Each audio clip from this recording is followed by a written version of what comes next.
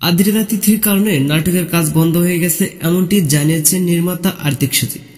সাম্প্রতিক কিছুক্ষণ আগে এক ফেসবুক পোস্টের মাধ্যমে নাটক বন্ধ হয়ে যাওয়ার কথা জানিয়েছেন পরিচালক। তো দর্শক, কি কারণে বন্ধ হয়ে গেছে নাটক, চলুন আমরা বিস্তারিত ভিডিও দেখে নিই। সুপ্রিয় দর্শক, আপনারা জানেন স্কুল নাটক আগস্ট মাসের প্রথম দিন থেকে আপলোড করার কথা ছিল, কিন্তু পরিচালক যত নাটকের কাজ এগিয়ে নিয়ে আসার চেষ্টা করেছে তত যেন পথের কাটা হয়ে কেউ না কেউ বেড়া দিচ্ছে।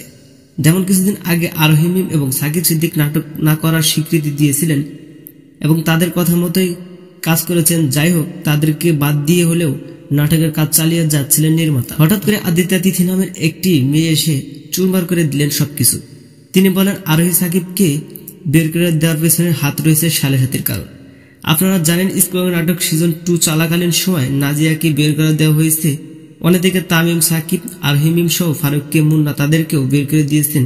হঠাৎ করে কোনো কারণ ছাড়াই কেন তাদেরকে বের করে দেওয়া হয়েছে? এর পেছনে নিশ্চয় কোনো সাথীর হাত রয়েছে। আর অন্যদিকে এটা শোনার পর সালেহাতি চুপ থাকতে পারলেন না, তাই নাটকের কাজ গতকাল থেকেই বন্ধ করে দিয়েছেন তিনি। তো সুপ্রিয় দর্শক, স্কুল নাটক সিজন 3 কাজ বন্ধ হয়ে গেছে। আবারও এই বিষয়টি আপনার মন্তব্য কমেন্টে লিখে যেতে পারেন। আপনার সাথে দেখা হচ্ছে নেক্সট কোনো ভিডিওতে। ততক্ষণ সব ভালো থাকবেন, সুস্থ থাকবেন। আল্লাহ হাফেজ।